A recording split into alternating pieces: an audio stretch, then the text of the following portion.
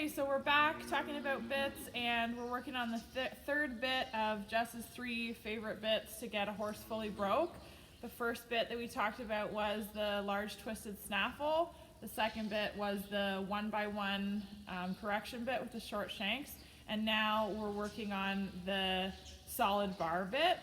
And the first question about the solid bar bit is, what does the horse feel in its mouth? In the bar bits, the main thing they feel is, because this is straight, they feel that they can't go side to side. They feel a straight pressure on them bars and on their tongue.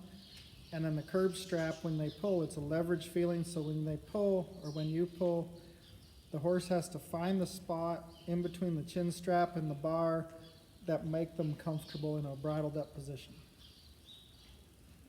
Okay, and then the next question is, when would you use this bit and when would you transition out of it? I advise people to use them after they've got all the maneuvers in a correction bit and they're solid. Then I say go up into the straight bar bits for a little while. Helps them one-handed. The horse will stay a little straighter, won't get as bent in through his pole and down into his jaw. And then when to transition out of it? I tell everybody to transition in and out of them anytime they're having a problem.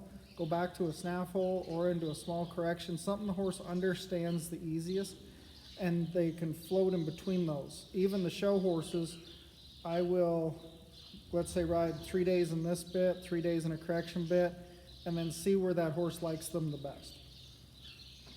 Okay, and then the other thing to note about this one, we talked about the difference between a solid shank versus a loose shank. Can you show the difference between those and explain when you would use each? So when I go up into a bar bit, I will always go with a loose shank first, so there's a little forgiveness there side to side, and I can make that play happen. Most of the non-pros, I'll leave them in a loose shank just so that if they come across with their hand a little fast, there's just a little bit of a buffer there.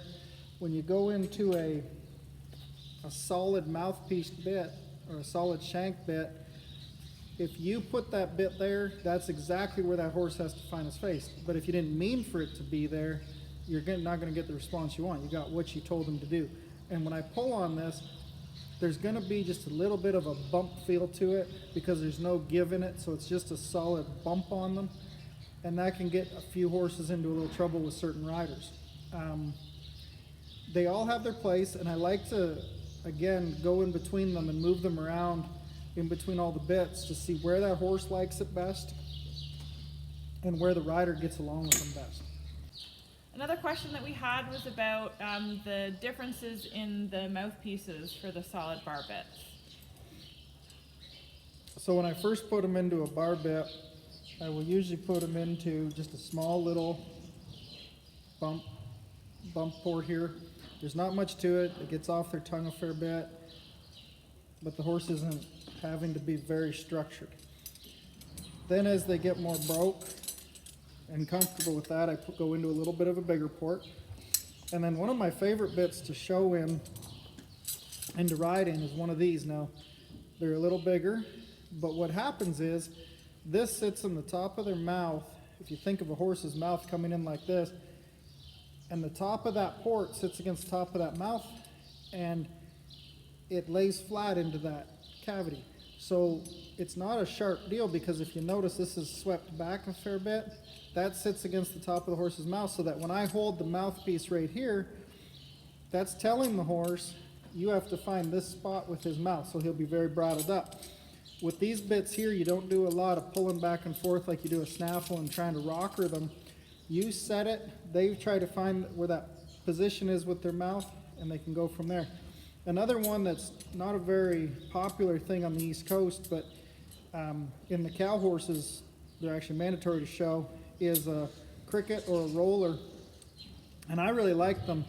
It really keeps the horses that are a little faster minded, it keeps them thinking of something, and when they move their tongue with it to play with it, a cricket, you'll hear it from quite a ways away. They just have a sound to it.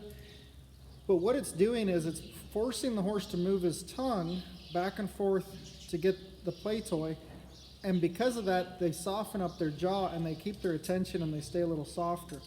So that's why I really like these bits here.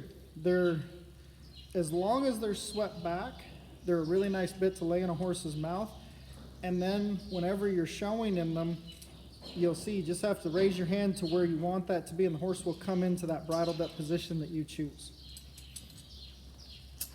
Okay, another question that we had was about the material of these bits. So some of the bits that people see a lot are really shiny stainless steel, and these ones are brown or black. Some of them are a little bit rusted. Can you explain that?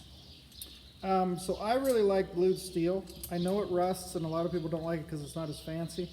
Even some of the fancier ones I have silver put on the side by the guys that make them for me. If I have stainless on the shanks, I always want the bars to be blued. Stainless doesn't allow the horse to salivate very well. It's a very dry steel. The blued steel is very porous. It's gunmetal basically. And if you want to maintain them, you just spray them with WD-40, take a little cotton glove, rub them like that every once in a while, and you can keep that newer look to them. I like them because the horses feel better in a softer metal, I believe. Okay, so that's the 3 bits that Jess prefers to get a horse fully broke right from the very beginning, from the 2-year-old stage to fully broke and showing as an aged horse.